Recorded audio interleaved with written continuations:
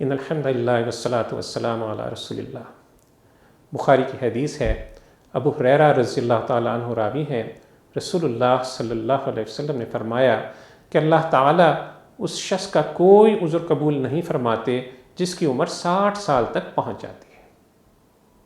یعنی 60 سال کی طویل عمر پا کر بھی کوئی شخص نافرمانی میں غرق رہتا ہے، نیکی کی طرف مائل نہیں ہوتا، تو پھر اس کا ٹھکانہ جہنم ہی ہے۔ غور کیجئے، مجھے اور آپ کو توجہ دلائی جا رہی ہے کہ عمر جس تیزی سے گزر رہی ہے، ہم اپنے انجام کو جس تیزی سے پہنچ رہے ہیں، وہ ہمارے لیے ایک بہت بڑا انتباہ ہے۔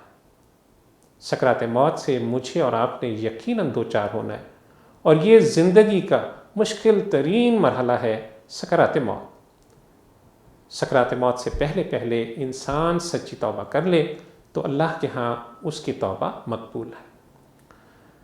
اللہ تعالیٰ کا کیا خوبصورت ارشاد ہے سورہ زمر میں کہ قُلْ يَا عِبَادِيَ الَّذِينَ أَسْرَفُوا عَلَىٰ أَنفُسِهِمْ لَا تَقْنَطُوا مِن رَحْمَةِ اللَّهِ إِنَّ اللَّهَ يَغْفِرُ الذُّنُوبَ جَمِيعًا إِنَّهُ هُوَ الْغَفُورُ الرَّحِيمُ۔ اس رب کریم کا کیا خوبصورت انداز ہے کہ گناہ گاروں کو پکار رہا ہے، اے نبی صلی اللہ علیہ وسلم کہہ دیجئے کہ اے میرے بندوں جنہوں نے اپنی جانوں پر زیادتی کی ہے، اللہ کی رحمت سے مایوس نہ ہو جاؤ۔ اللہ یقیناً سارے گناہ معاف کر دیتا ہے، وہ تو بڑا ہی غفور الرحیم ہے۔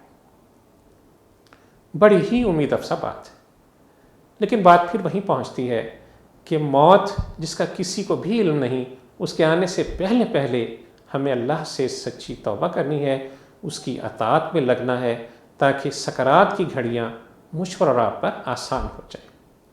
اور کتنی رحمت کے باب میں کتنی وسیع تر مفہوم کی آیت ہے جو اللہ تعالیٰ نے رسول اللہ صلی اللہ علیہ وسلم کے ذریعے میرے اور آپ تک پہنچا دی۔ وصلی اللہ تعالیٰ علی خیر خلقہ محمد وعلی آلہ وصحبہ اجمعین برحمتک یا ارحم الراحمین۔